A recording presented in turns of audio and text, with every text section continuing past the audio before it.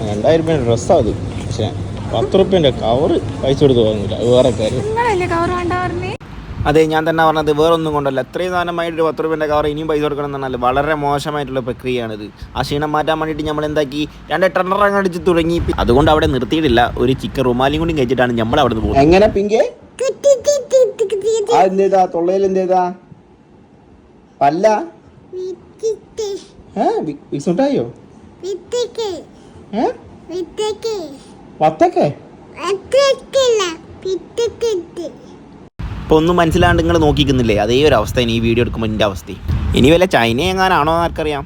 ഓളെ വത്തക്കയും മിക്സുട്ടായൊക്കെ കഴിഞ്ഞ് കഴിഞ്ഞാൽ നമ്മൾ നേരെ വിട്ടിട്ടുള്ളത് ചെങ്ങായിൻ്റെ ഒരു കല്യാണം ഉണ്ടായി. ആ ചെങ്ങായാണ് ഈ ചെങ്ങായി.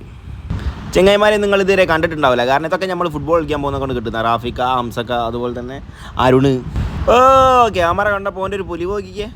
ഇത് കളിക്കാൻ പോകുന്നത് കൊണ്ട് കിട്ടിയ ബന്ധമല്ല, ഇത് പഠിക്കുന്ന കാലത്തുള്ള ബന്ധം. നമ്മളെ സ്വന്തം ഷമിൽക്ക.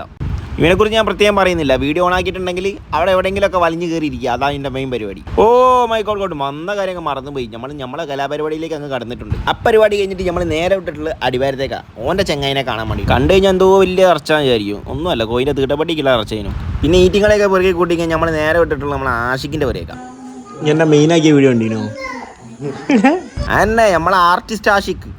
പായസം ഒരു പ്രാവശ്യം തന്നതാണ്. പായസത്തിൻ്റെ ടേസ്റ്റ് കൊണ്ട് ഒന്നുകൂടി പറഞ്ഞു. അപ്പോൾ അതാക്കുന്ന മറ്റവൻ അത് വാങ്ങി കുടിക്കുന്നത്. വേറെ ഒന്നുമല്ല, നാളെ വീണ്ടും പ്രവാസ ലോകത്തേക്ക് പോകുന്നത് ചെക്കൻ. ആ പരിപാടിയും കലാപരിപാടികളൊക്കെ കഴിഞ്ഞ് കഴിഞ്ഞ് നേരെ വിട്ടത് ടർഫിലേക്ക് ഒന്ന് ക്രിക്കറ്റ് കളിക്കാൻ. ആ 6ഓട് കൂടിയിട്ട് ഇന്നത്തെ പരിപാടി ഇവിടെ അവസാനിച്ചിരുന്നു. അപ്പോൾ നെക്സ്റ്റ് ടുമാറോ ബൈ.